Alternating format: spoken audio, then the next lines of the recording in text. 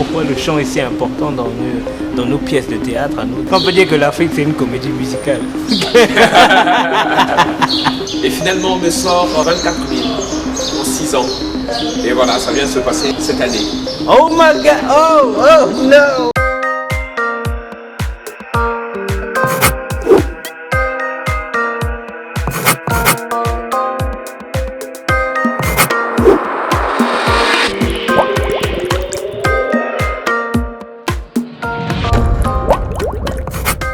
Salut à tous, j'espère que vous allez bien. Avant de commencer cette vidéo, je souhaiterais vous demander s'il vous plaît de vous abonner à cette chaîne, histoire de ne pas manquer la sortie des prochaines vidéos. Et surtout, sachez que ça va aider cette chaîne à grandir. Notre objectif, c'est atteindre les 1000 abonnés avant la fin de l'année. C'est chaud, j'avoue, mais je pense qu'on peut le faire. Ah, et n'oubliez pas, cliquez sur la petite cloche, c'est très important. Bonjour Jeff. Bonjour. Je vais te demander de te présenter à nous. Je suis Jeff Bierry, comédien, acteur, rappeur et promoteur culturel. Je t'ai rencontré lors de la journée d'inauguration de l'exposition sur les photos. J'ai vu la pièce de théâtre que tu as mise sur scène.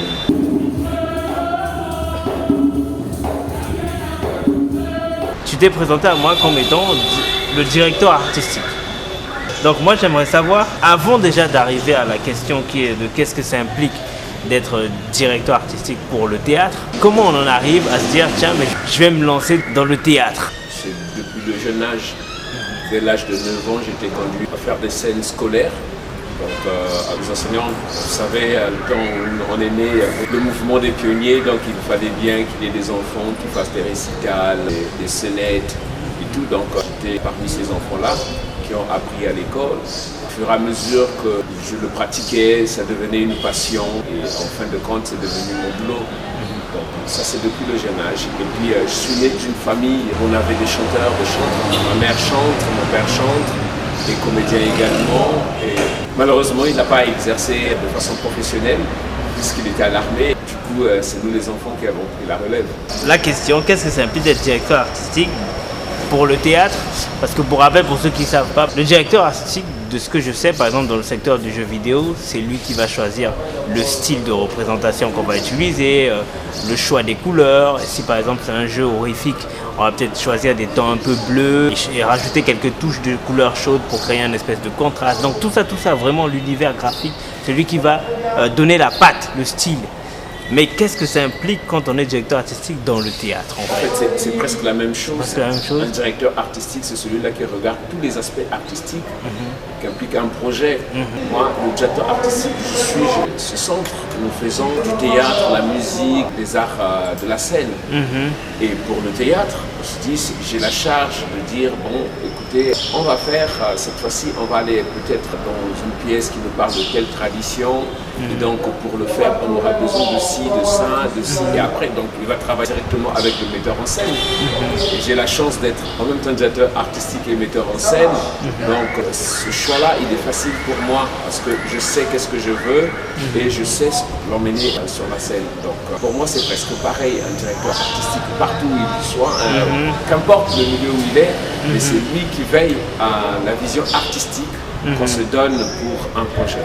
J'ai remarqué que dans le théâtre africain, on chante beaucoup.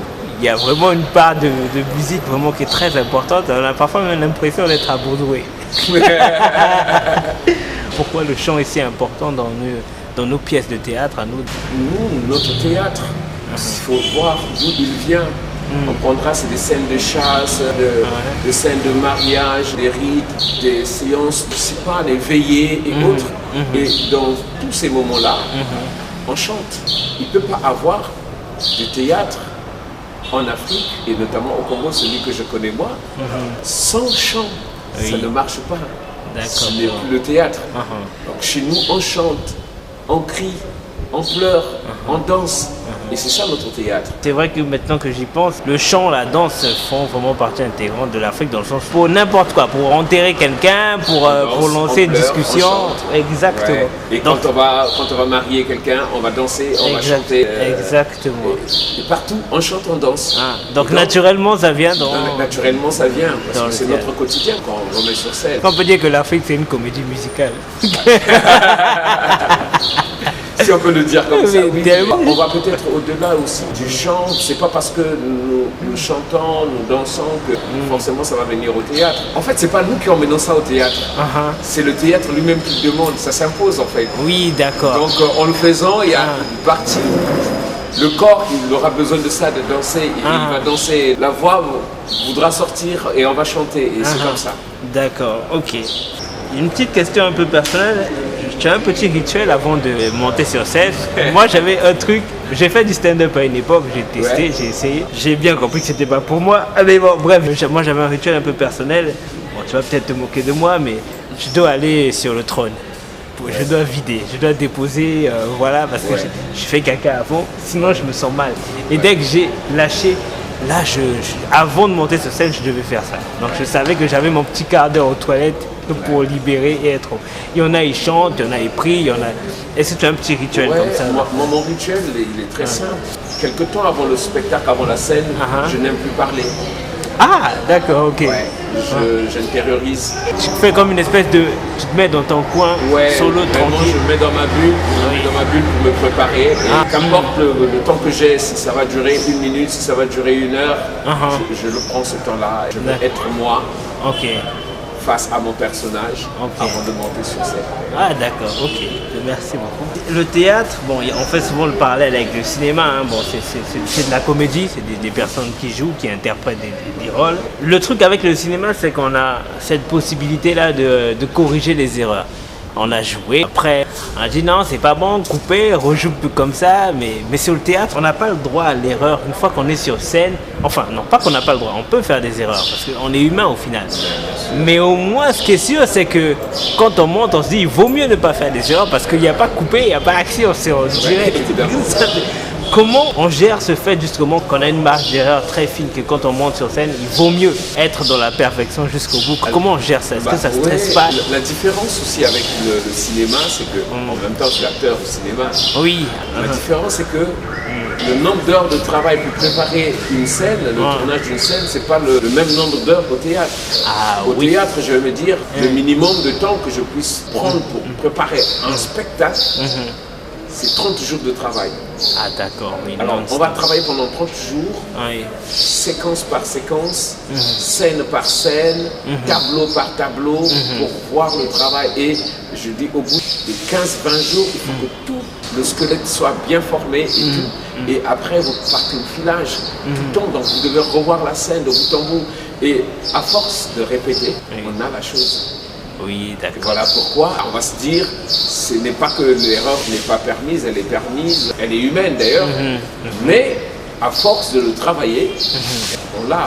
Donc on peut avoir des fuites, mais un petit bout, mais après on revient. Oui, d'accord, ok. Au Congo, c'est un pays on a plus l'impression que les choses se dégradent, que ça évolue, donc c'est pas toujours simple de faire ces fins de mois. Et moi j'aimerais poser des questions sur toi, en tant qu'artiste dans le théâtre, est-ce que tu arrives facilement quand même à rentrer dans tes fins de mois? Est-ce que tu peux nous faire part des difficultés que tu croises par rapport au terrain congolais? C'est pas facile, c'est pas évident à remplir les bouts. Après, il faut avoir des stratégies. Après, c'est pas tout le monde qui a la chance aussi de sortir, d'aller, de revenir.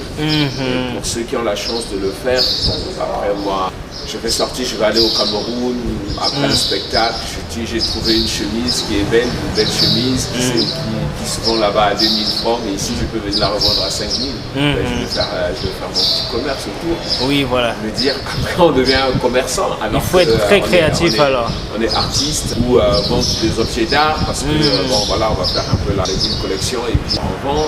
Sinon ici, qu'est-ce qu'on fait? On donne des cours. On va dans les écoles, on fait des cours d'animation, des cours d'initiation au théâtre, à la musique, à la danse, et puis on donner quelque chose. C'est vrai que c'est pas toujours ce qu'on veut avoir, mais oui, bien sûr. Après, c'est pas rien, quoi. C'est ça. On verrait la plupart d'artistes soit animateur dans des écoles.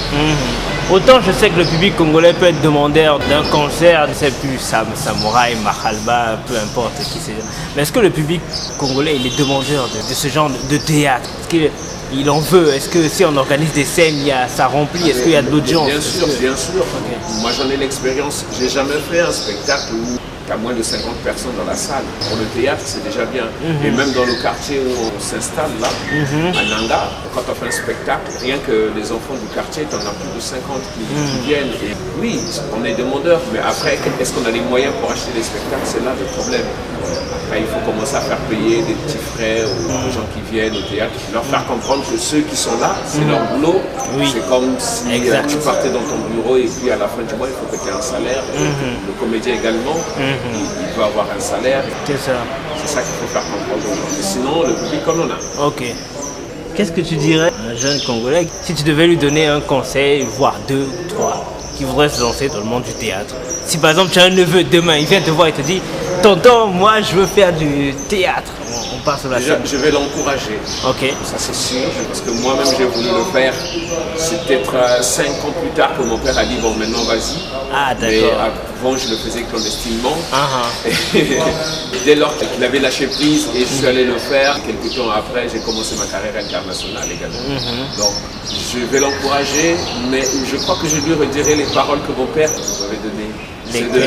Si tu veux faire du théâtre, comme un fonctionnaire qui va travailler 8 heures, tu devras travailler 8 heures par jour. Les comédiens, on en aura toujours besoin. Le théâtre, on en aura toujours besoin. Mais quel théâtre? Il faut des gens qui travaillent. Et si tu es parmi ceux-là qui ont bossé, tu feras partie de l'élite. Ça finit toujours par payer. Mais bien sûr. Bien sûr. D'accord. La dernière fois où j'ai assisté à la scène, tu as dit un mot et je me suis dit il faut que je lui pose la question. Comment tu as qualifié ce que vous avez fait? Tu as dit une sortie d'atelier. Voilà, c'est quoi en fait une sortie d'atelier? Ce qu'on a suivi la dernière fois, c'était pas Mar des mots, c'est une compilation des textes d'auteurs congolais, donc la poésie. Donc on avait là Gabriel Okunji, Alphonse Kala, Huguette Nganga Masanga, Maxime Kibongi, et encore il y avait un 5e auteur. Le 5e échappe, alors que je l'aime beaucoup, et le nom me reviendra. Mon vieux de Kindamba qui lui écrit des langues en Sundi. D'accord. Cette compilation, donc j'ai animé un atelier de direction d'acteurs. À la fin, c'était la restitution. Donc ce n'est pas un spectacle monté. Mais à la base, il devait avoir les textes en main. À la base, il devait jouer avec les textes en main. Mais après, je me suis dit, pour faire beau, comme il y avait la danse et autres, ils ne pouvaient pas gérer les textes en main. Je leur ai demandé d'apprendre ça par cœur. Et donc, ils ont mémorisé les textes qu'ils sont venus rendre sur scène.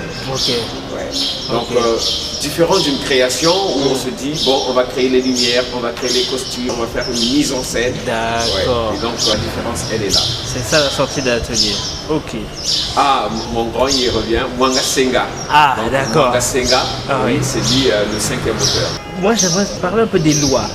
Enfin, je sais qu'ailleurs, il y a les gouvernements légiférés en ce qui concerne les artistes, même de manière générale, les comédiens, on ne peut pas faire n'importe quoi. Il y a un statut, je crois, qui s'appelle... J'ai oublié le nom, mais bon, bref, c'est un statut d'artiste, mais il y a un nom un peu plus précis. Voilà. Intermittent du spectacle, merci beaucoup. Exactement. Qui te permet justement, quand tu fais certains cachets, de toucher aussi des aides de l'État, des trucs comme ça. Bon, bref, il y a pas mal de choses. Associé à ça, il y a tout ce qui a des droits d'auteur pour conserver. On en est où par rapport à ça? Est-ce que moi, c'est assez je vais rebondir d'abord sur le tout dernier, droit d'auteur. J'ai une anecdote. Ok, vas-y, on adore. Je sors un maxi single en 2014, Moussissa, et donc le titre phare c'est Moussissa. Au BCDA et le nom sort, et une fois je suis allé, j'ai touché 25 000 balles pour la chanson, qui est payée par la radio Nicodec. J'en fais pas une pub, mais je reconnais que c'est la radio qui avait payé les droits. C'est ce qui est marqué sur ma fiche. Alors je dis, bon, je ne vais pas repartir là-bas tout le temps pour aller prendre 25 000. Le nom sortait, je dis, bon, je vais faire un cumul et ensuite j'irai. Donc là, je débarque à Brazza. Je dis, bon, là, je suis venu voir, faites-moi la décompte de tous mes droits. Et pendant 7 ans, je n'ai pas perçu mon argent, donc j'ai dit là, je vais aller prendre mon argent. J'ai quelques titres quand même protégés là. Et finalement, on me sort 24 000 en 6 ans. Et voilà, ça vient de se passer cette année. Oh my god! Oh no! Ah oui, je le dis. No. Donc, oh non! Ouais. C'est le blague! Oh là là! ouais, là. voilà, là. Oui. Comme tu disais. Donc voilà, ça c'est pour parler de ces droits-là. Donc c'est difficile à un artiste d'espérer. Bon, il y en a qui gagnent, hein, sûrement. Oui, bien sûr. Oui. Moi, je parle de mon expérience là, moi. Après, statut d'intermittent et tout ça, ça n'existe pas, puisque même le statut d'artiste n'est pas encore reconnu. Il y a une loi et tout, on est en train de voir. Et puis le jour qu'on nous dira, bon, maintenant c'est plus en compte, c'est signé. Et voilà. C'est ça. Peut-être tous on va se ranger, on va être là, mais jusqu'aujourd'hui, c'est encore sur papier, encore en discussion, et puis ça traverse les étapes avant d'arriver à l'aboutissement. Waouh! Ok, d'accord. Ouais. Ok. Donc ça veut dire que même si on veut par exemple avoir un compte et par exemple travailler avec une grosse boîte, le statut qu'on a, ça va être aux blagues, ça va être. Bon, après ça c'est. Ils ne demandent pas d'être sous une personnel. entreprise. Moi personnellement, j'ai un compte bancaire où je sais que bon, quand je vais travailler quelque part à un certain montant, je ne vais pas prendre ça à la main. Ça passe par la banque. D'accord. Après, il n'y a rien qui te couvre, il n'y a rien qui. Ça, il n'y a pas un statut pro avec un numéro, machin. On n'a pas. Il n'y a pas. Ok. Tu n'as pas de licence, tu n'as rien du tout. Bon à savoir quand même pour ceux qui regardent, voilà, c'est important, il faut savoir ça. Est-ce que tu peux nous donner un peu tu as une expérience internationale, tu peux nous parler un peu tu citais des pays où tu tournes souvent. Ouais. Bon, après, tu as tourné. Les pays, je tourne en double casquette, soit en musique, soit. Oui, voilà, c'est ça, exactement. Bon, voilà. Ouais, il y en a quand même quelques-uns. Mais si on se concentre sur le théâtre, allons-y. Ouais, sur le théâtre. Où est-ce que tu as déjà joué? Où est-ce que tu joues souvent? Où est-ce que tu vas jouer à l'international? J'ai fait le Cameroun, le Gabon, la RDC, Centrafrique, la France. Oui. Ah, tu bouges beaucoup, c'est bien. Le Burkina Faso, le Bénin. Il y a des bonnes réceptions, spectacles, ça se passe super bien là-bas. Bien sûr, le théâtre congolais, il est bien vu. Hein. Oui, c'est bon à savoir ça. On nous aime bien en matière de théâtre.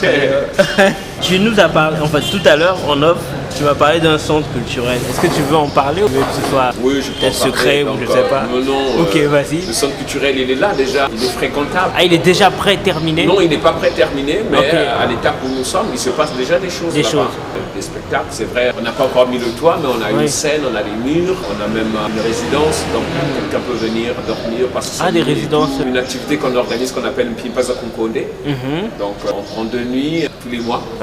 Chaque mois on prend 2 nuits, on est là-bas, c'est la fête, autour du feu, on passe toute la nuit éveillé, on danse, on chante, on fait le conte, la poésie, le théâtre, le chant.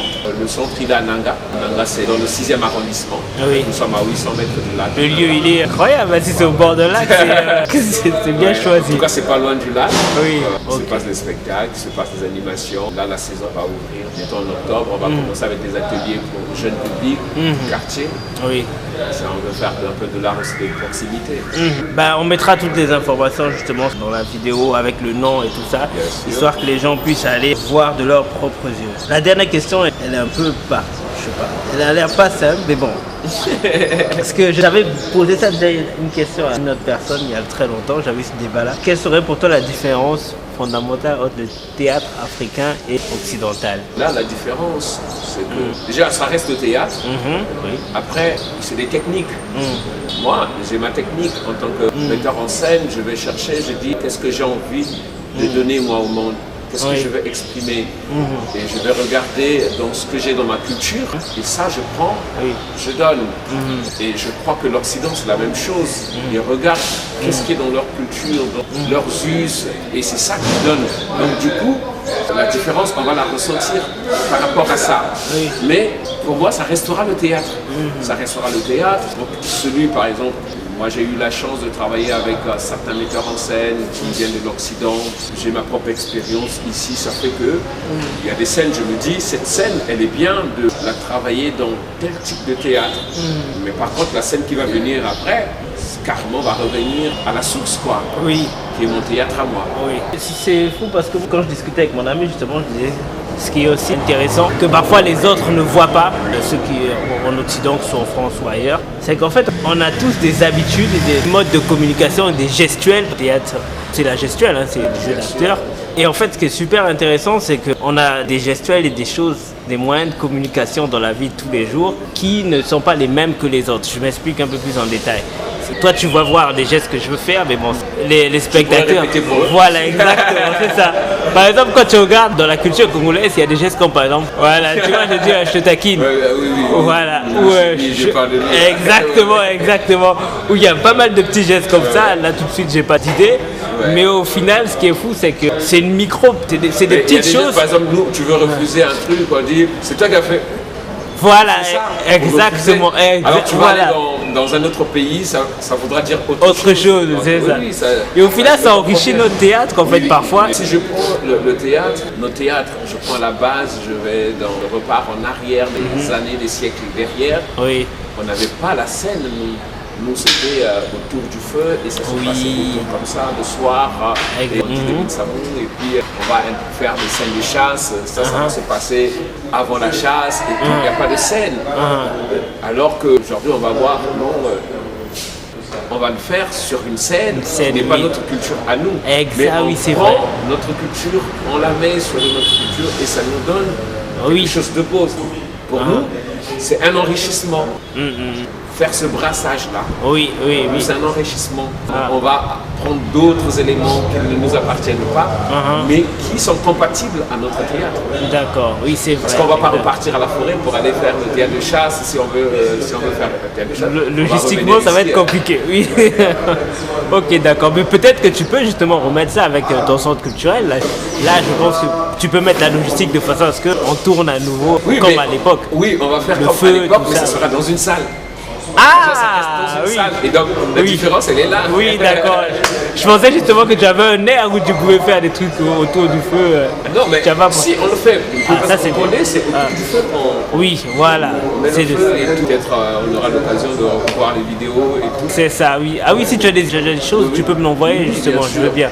Ça va compléter. Ok. Pour ça, on le fait. D'accord. Entre temps, quand on veut faire le théâtre, on va inviter du monde la journée et tout.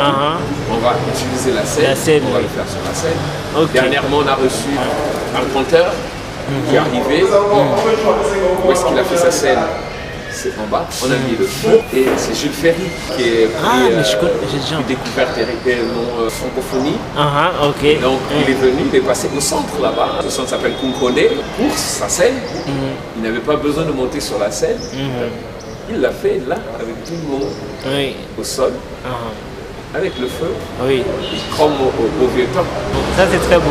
Ok. Bon, ben, je pense que je suis arrivé au bout de l'interview. Moi, je te laisse le dernier mot et après on va clôturer si tu veux dire. Le dernier mot, moi, je te remercie pour cette initiative et surtout bon courage parce que c'est pas toujours facile d'aller vers les gens à la rencontre des gens pour prendre leurs informations et puis les diffuser. C'est pas toujours évident, il faut en avoir les moyens d'ailleurs, venir tout le temps. Et donc, moi je te dis merci, à tous ceux qui aiment et soutiennent la culture. On en a besoin dans ce pays. Exactement. Merci beaucoup à toi. Merci. Et à très vite. Ciao. Voilà, nous sommes arrivés à la fin de cette vidéo. J'espère que vous avez vraiment apprécié. Et si vous avez apprécié, le meilleur moyen de me le démontrer, c'est en likant la vidéo, c'est-à-dire en cliquant sur le pouce. Et c'est le meilleur moyen de pousser cette vidéo et de permettre à d'autres personnes de la découvrir aussi. Voilà, c'est le moyen de rétribution. C'est gratuit. C'est juste un clic sur le pouce. Merci à vous. Portez-vous bien et à très vite pour une prochaine vidéo.